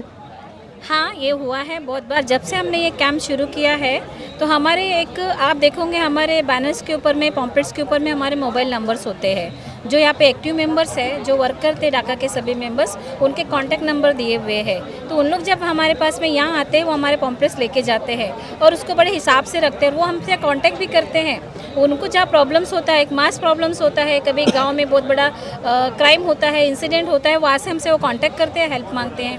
कई बार लोग हमसे मिलने भी आते हैं। कई बार तो हमारा संगठन उस विलेज प्लेस पे जाके उनके लिए वर्क करके आया हुआ है, उनका मार्गदर्शन करके आया हुआ है। ये भी चीज़ें हम लोग करते हैं। चलिए, बहुत धन्यवाद आपका। दरअसल इस तरह के संगठन की बड़ी ज़रूरत होती है। एक वक्त ये भी था और ये वक्त हुआ करता था कि बाबा साहेब का आंदोलन ये वकील लोगों का आंदोलन के रूप में भी जाना जाता था, क्योंकि इसमें अधिकतम एक्टिविस्ट जो थे वो वकील हुआ करते थे। अभी इस वक्त में ये स्थितियां हम लोग बहुत कम देखते हैं, लेकिन तब ऐसा हुआ था। लेकिन अभी भी वकील है, और जो वकील नहीं है, प्रैक्टिशनर, वो कम से कम कानूनी जानकारी ज़रूर रखते हैं। हम इस बातचीत को पूरा करेंगे। आपसे जानना चाहेंगे कि क्या डाका कभी इस स्थिति का सामना कर पाया कि कोई बहुत गरीब आदमी जिसके पास कोई पैसे नहीं है लेकिन बड़ा अन्यायग्रस्त है और आपसे मिलने आया और आपको मदद मांग रहा, तो डाका की भूमिका क्या बनी?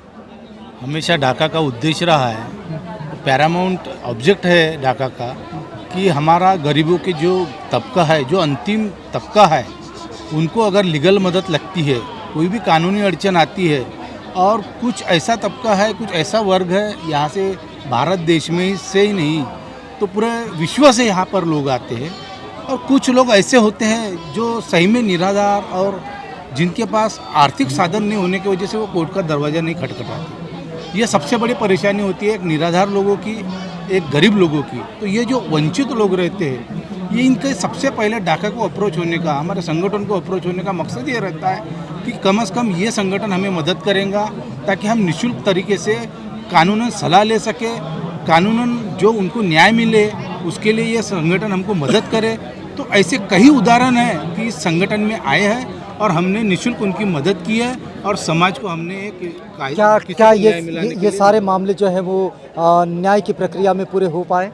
बिल्कुल हो पाए हैं, और सही में उनको जो गरीब तबका है उनको निःशुल्क रूप से यहाँ डाका ने न्याय दिलाया। ये बड़ी महत्वपूर्ण बात होती है कि जब पढ़े लिखे लोगों के संगठन बनते हैं, और ये तो एडवोकेट्स लोगों का संगठन है, ये संगठन जब लोगों की हेल्प में इस तरह से खड़ा होता है तो ये अपनी भूमिका में बड़ा विशेष महत्व रखता है। हम इस बातचीत को पूरा कर रहे हैं और आपसे इस वक्त में हम एक छोटा सा संदेश लेना चाहेंगे हमारे दर्शकों के लिए। Democratic advocates association for constitutional action की ओर से क्या संदेश होगा?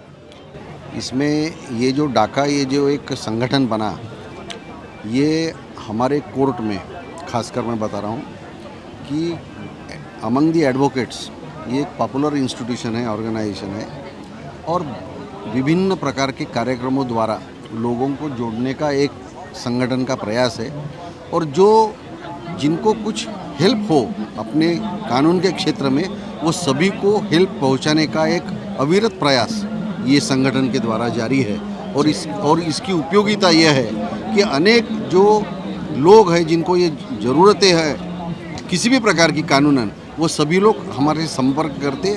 और डाका के ये जो स्टॉल है यहाँ पर, आपने एक बात नोटिस की, अभी आपने पूछा था कि कौन इसका क्या ब्यौरा रखा जाता है कि यहाँ पे इवन जो आदमी यहाँ पर विजिट देता है उसका विजिटर्स का बुक रखा जाता है। ये सालाना पूरा रिकॉर्ड यहाँ पर रखा जाता है और संगठन बढ़ाने का एक अच्छा प्रयास है। चलिए, बहुत धन्यवाद आपका कि संगठन अपने आप में इसको फॉलो भी करता है और जिनको कानूनी सलाह देता है वो कानूनी सलाह सिर्फ सलाह तक नहीं होती बल्कि उसे न्याय की प्रक्रिया तक पहुंचाया जाता है। हम यहाँ रुकते हैं, लेकिन हमने यहाँ आपको जोड़े रखा है दीक्षा भूमि के साथ।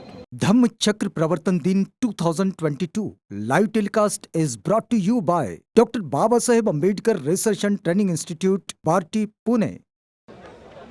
अब हम पहुंचे हैं महाप्रजापति गौतमी एजुकेशनल फाउंडेशन के इस स्टॉल पर, और मैं देख रहा हूं कि पूज्य भदंत सुनीति यहाँ इस स्टॉल पर है।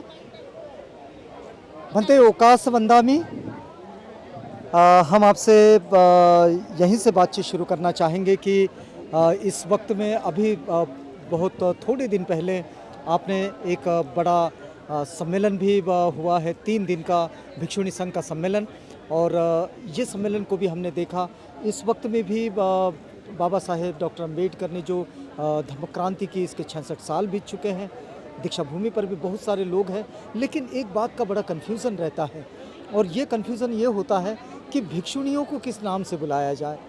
लोगों में बड़ी समस्याएं होती हैं। हम कई बार देखते हैं कि लोग कहते हैं कि आर्या जी कहो, आया जी कहो, माता जी कहो। मैंने तो आपको बंदा में कहते हुए भंते जी कहा। अगर मेरी गलती हो गई होगी तो आप मुझे क्षमा कर दें, और अगर कोई सही मार्गदर्शन हो तो हमारे दर्शकों तक पहुंचा दीजिए। आपने भंते जी कहकर कोई गलती नहीं की है, क्योंकि भंते जी का जो अर्थ है हिंदी में आदरणीय होता है और इंग्लिश में वेनरेबल होता है। यदि आपको लगता है कि भिक्खुनियाँ आदरणीय होती है तो आपने भंते बोल के कोई गलती नहीं की है, ये पहली बात। लेकिन अमूमन जब हम ये सुनते हैं कि कोई अय्या जी नाम से पुकारता है, कोई माता जी कहता है, तो क्या ये संबोधन ठीक है? माता जी संबोधन जो है वो एक्चुअली गृहस्थ महिला होने का एक ये बताता है अपने को, है ना, प्रमाणित करता है। जो आम महिला होती है उसको भी माता जी बोलते हैं। और अय्या जो है, ये अय्या शब्द आर्या भी बोलते हैं संस्कृत में, तो ये आम गृहस्थ महिला जो होती है, जो सभ्य महिला होती है, वो अर्थ में लिया गया है। अब हम एक साधारण गृहस्थ महिला के कैटेगरी से थोड़ा बाहर आ गए हैं, है ना, पबज्जित हो गए हैं और एक अलग दुनिया में हैं। अब हमारा अपना खुद का घर या खुद के बच्चे वो नहीं है। अभी सभी लोग हमारे हैं, हमारा परिवार बड़ा हो गया है, तो अभी हमें एक नई पहचान मिली है भिक्खुनी के रूप में।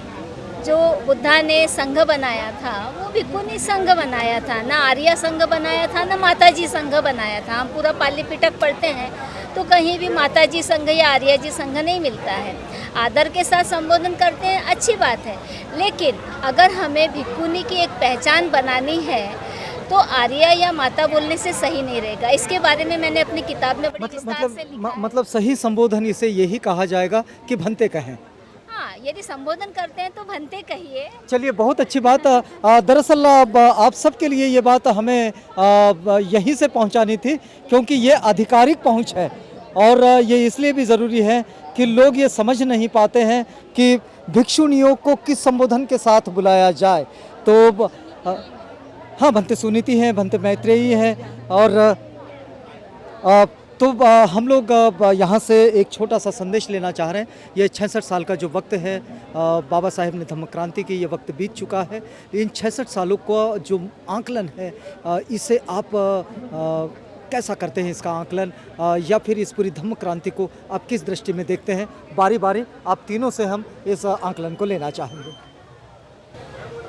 आज हम फिर से एकत्रित हुए दीक्षा भूमि पर। हजारों की, लाखों की संख्या में एकत्रित होते हैं हर साल। बीच के 3 साल छोड़ दिए तो अभी आए हैं, और इतने 3 साल के बाद में भी आने के बाद में ऐसा लग रहा है कि किसी के भी मन से बाबा साहब जा नहीं सकते, और इसलिए सब आते हैं। वो बाबा साहब को याद करते हैं, उनकी क्रांति को याद करते हैं। उन्होंने जो सम्मान दिलाया, एक मानवता का एक संदेश उन्होंने लोगों तक पहुंचाया, उसको याद करने के लिए यहाँ आते हैं। और बहुत से लोग तो हम देख रहे हैं कि वो दीक्षा लेने भी आते हैं, यानी उनको लगता है कि बाबा साहब ने यहाँ से दीक्षा दी थी, लोगों को बुद्ध से पहचान करवाई थी, बुद्ध की शिक्षाएं उनका हम तक पहुँचाई थी।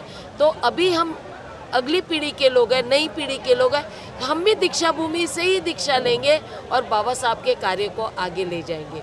तो ये एक आगाज़ है दीक्षा भूमि का, हमेशा जो लगातार बढ़ता ही जा रहा है, इसको कोई रोक नहीं सकता। और इस वजह से बाबा साहब कभी ख़त्म नहीं हो सकते, और कोई ख़त्म करने का प्रयास करेगा तो वो खुद की चोट खाएगा। ये हम अगर आप से हम जानना चाहेंगे कि आप 14 अक्टूबर 1956 की इस धम्म क्रांति को आप किस नज़रिए से देखते हैं, तो क्या कहेंगे आप? क्रांति को किस नज़रिए से देखते हैं? पहली बात तो ये कि उधर यूपी में ज़्यादा पता नहीं था, लेकिन धीरे धीरे पहुंचा, क्रांति जब लोगों ने जय भीम कहना शुरू किया, तो जय भीम ही अपने आप में एक क्रांति है। मैं खुद को बताऊं, जब मैंने खुद स्वयं बाबा साहब को जाना, तब से मैं खुद क्रांतिकारी हो गई हूँ। और आज इतनी क्रांतिकारी हो गई कि चिवर में हूँ, भिक्खुनी बन गई हूँ। आज 1 साल से नागपुर में हूँ। तो मैं तो ये कहूँगी कि बाबा साहब को जितना भी जान सके, पहचान सके, उतने ज़्यादा से ज़्यादा जानना चाहिए। तो उसका खुद का अपने आप में एक विकास हो जाता है, और जब विकास होगा तो वो खुद ही क्रांतिकारी हो जाएगा, यानी सच को मानने लगेगा और अपने को आगे से आगे बढ़ने के लिए औरों को भी प्रेरित करेगा। तो क्रांति का यही रूप दूंगी। अगर हम भंते जी आपसे जानना चाहें कि ये जो धम्म क्रांति है, इस धम्म क्रांति को आप किस नज़रिए से देखते हैं, तो क्या कहेंगे आप? इस धम्म क्रांति को 66 साल हो गए हैं, लेकिन आज भी ऐसे लगता है कि ये कल ही की बात है।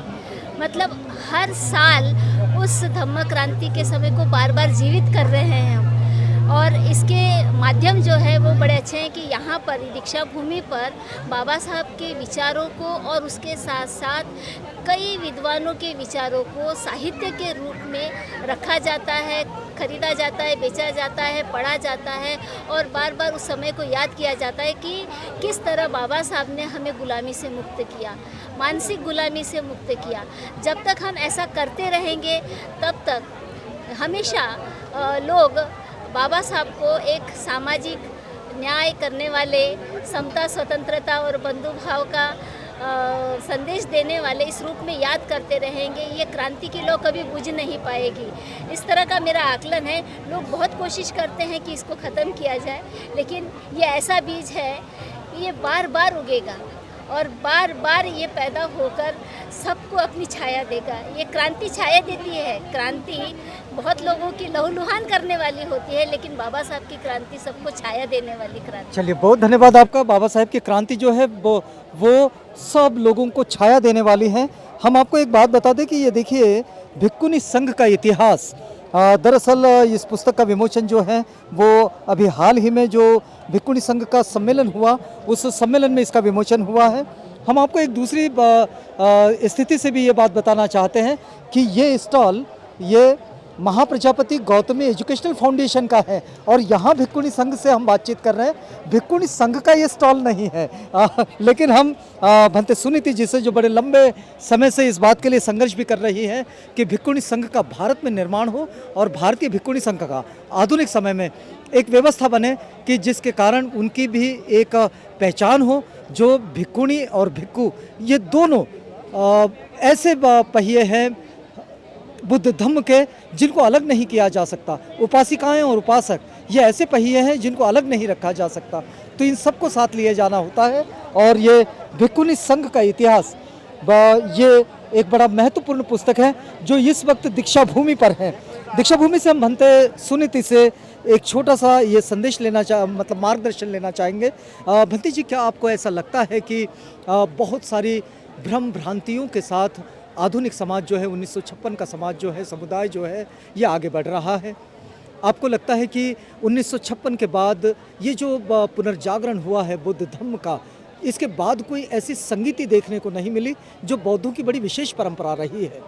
क्या आपको लगता है कि इस धम्म क्रांति के बाद किसी संगीति की आवश्यकता है? बिल्कुल, धम्म संगीति होना ये हमको पता चलता है बुद्ध के काल से कि, और बुद्ध के जाने के बाद में जो पहली संगीति ही कहा जाता है, उसी को पहला भी माना जाता है और उसी को आज तक माना जा रहा है। और उसके बाद में कई संगीतियाँ हुई है, लेकिन कहीं ना कहीं हम भिक्खुनी होने के नाते हमारे माइंड में ये आया है कि जितनी भी संगीतियाँ हुई है वह कहीं ना कहीं कुछ तो कमी रही है, और वो कमी रही है भिक्खुनियों की। उस संगीति में भिक्खुनियाँ नहीं रही, तो ये धम्म संगीति हुई। मतलब धम्म जो बुद्ध ने बताया है उस पर चर्चा हुई है, तो उस चर्चा में जो चारों संघ की बात होती है, ये चारों संघ उपस्थित क्यों नहीं रहे?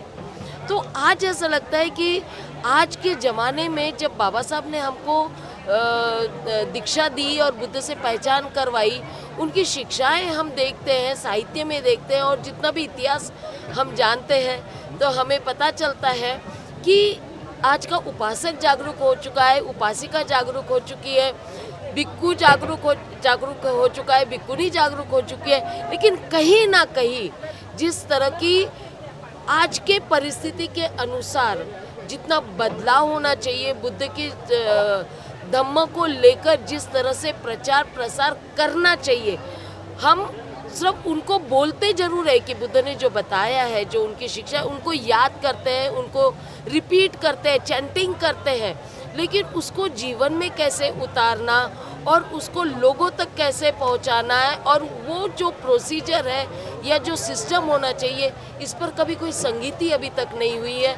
और मुझे ऐसा लगता है कि ये चारों संघ को मिलकर पहले अलग अलग अपने अपनी संगीति में अपने अपने संघ में बात करें, और उसके बाद में चारों संघ मिलकर अगर हम अच्छी तरह से कैसे धम्म का प्रचार प्रसार किया जा सकता है, क्या कमियां हैं कि इतने सालों के बाद में भी बुद्ध को लोगों को बताने की ज़रूरत पड़ रही है कि आप इसको एक्सेप्ट करो, अंधश्रद्धा छोड़ो।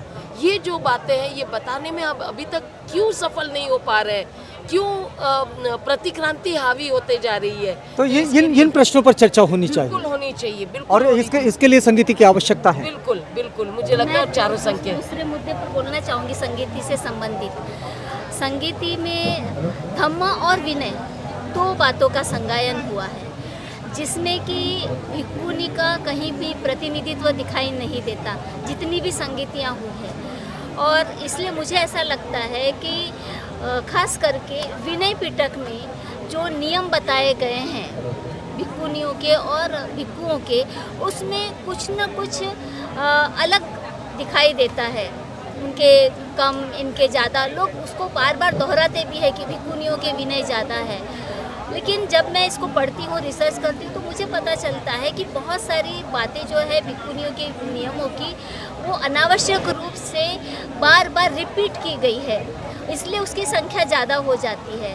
और कुछ बातें भिक्खुओं के लिए भी ज़रूरी है, लेकिन वो उन्हें नहीं बोली गई है। मुझे लगता है कि विनय पर फिर से संगायन होने की बहुत ज़रूरी है। भिक्खुनियों के विनय के लिए भिक्खुनी प्रतिनिधित्व होना बहुत ज़रूरी है। यह तो हमेशा से होता आया है कि धर्म ग्रंथ पुरुषों ने लिखे हैं, और औरतों ने कैसे रहना चाहिए, कैसे काम करना चाहिए, क्या नहीं करना चाहिए, ये सारे नियम धर्म ग्रंथों में लिखे हुए हैं।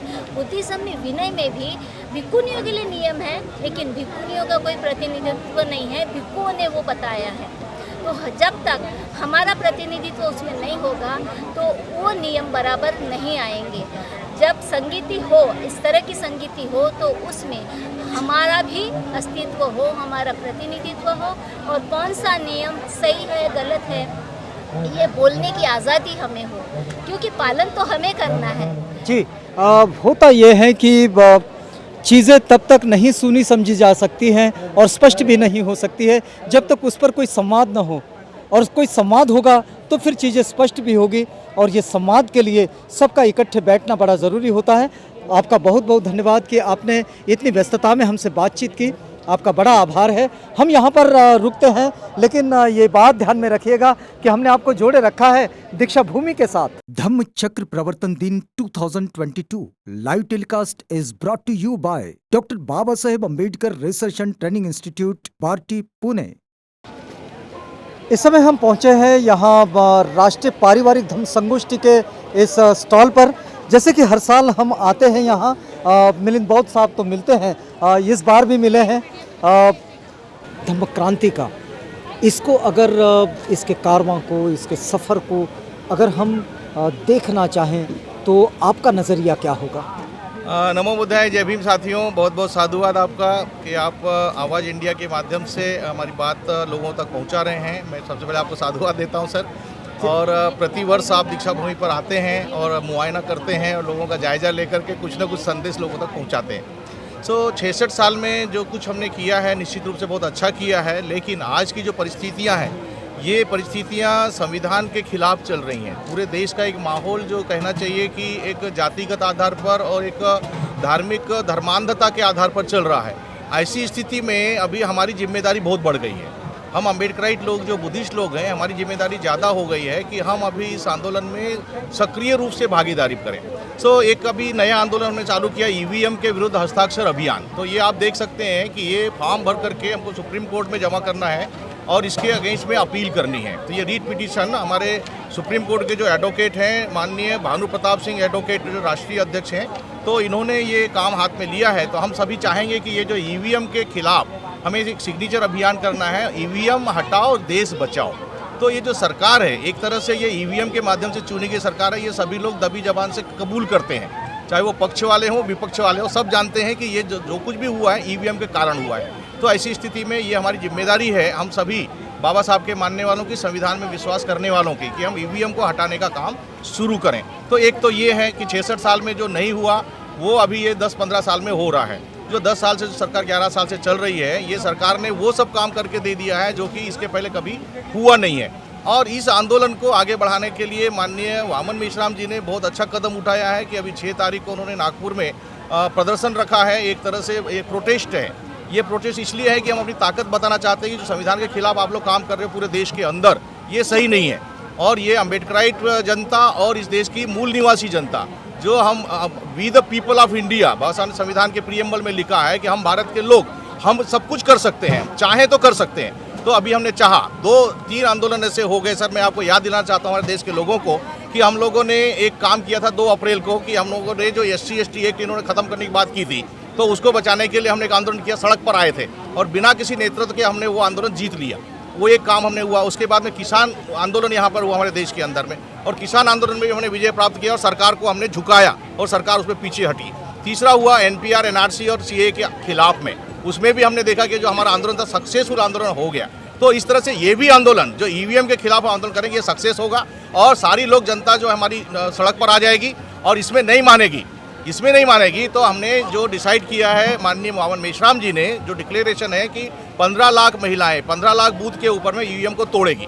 तो चलो बूथ की ओर, ये अगला कार्यक्रम डिसाइड हुआ है और ये आप करने वाले हैं हम सब लोग। तो ये 66 साल के इतिहास में जो आज तक हुआ नहीं है वो कर रही है सरकार, जो आज तक हुआ नहीं, और हम भी वो करेंगे जो आज तक हुआ नहीं है। तो हम लोगों ने ठान लिया है सर कि हमारी जो सरकार है, डॉक्टर बाबा साहब अम्बेडकर ने इतनी मेहनत से संविधान बना करके दिया है, भारत का नहीं पूरे विश्व का सबसे बड़ा लिखित संविधान बना करके दिया है, उस संविधान की रक्षा करना हमारी जिम्मेदारी है। तो हम अपने रक्त की आखिरी बूंद तक के लड़ेंगे और लड़ करके संविधान की रक्षा करेंगे, ये हमारा दायित्व है।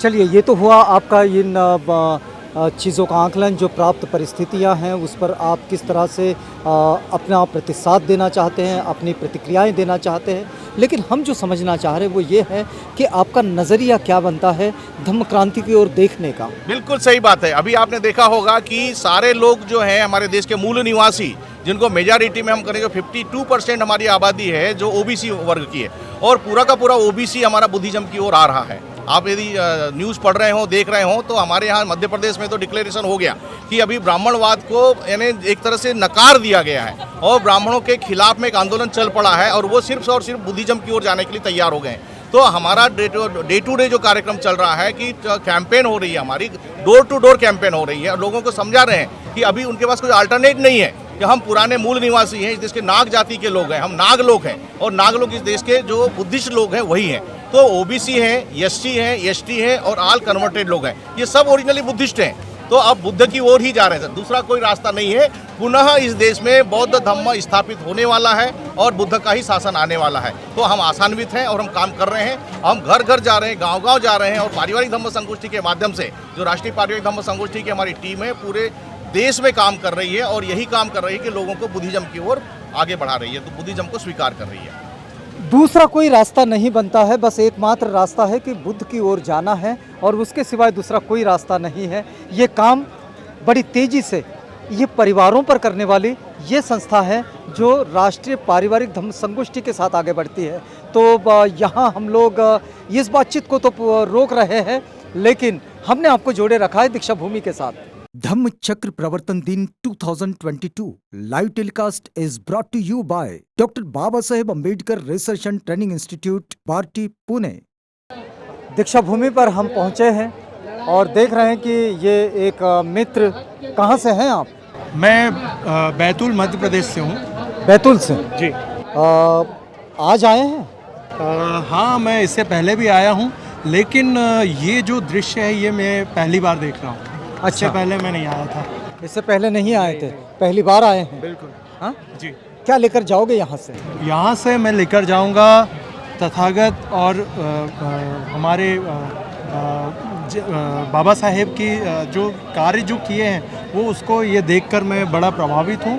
और आज से ही नहीं, मैं जब से अपना होश संभाला हूँ मैं इनके बारे में जान रहा हूँ, समझ रहा हूँ। लेकिन अपने पढ़ाई के कार्य में मैं इतना बिजी था कि ये ओकेशन में टाइम नहीं दे पाता था या अटेंड नहीं कर पाता। चलो अभी तो आप पहुंच गए, हमारे दर्शकों के लिए क्या संदेश दोगे, बहुत जो छोटा सा हो? जी बिल्कुल, मैं ये संदेश देना चाहूँगा कि मैं हूँ एक म्यूजिशियन हूँ और मैं बाबा साहेब के गीतों की रचना करता हूँ और मैं वो अपने गीतों के माध्यम से ही अपनी बातें आपको बताना। चल बिल्कुल सुनाइएगा हमारे दर्शकों को एक गीत। हो दुनिया ने जाना, सबने पहचाना आपकी क्षमता और मानवता, इंडिया का पहिया जिसकी धुन पे है चाले, RBI होया संविधान, इस रियल इंडियन को, सिंबल ऑफ नॉलेज को, हम सबका वंदन अपार।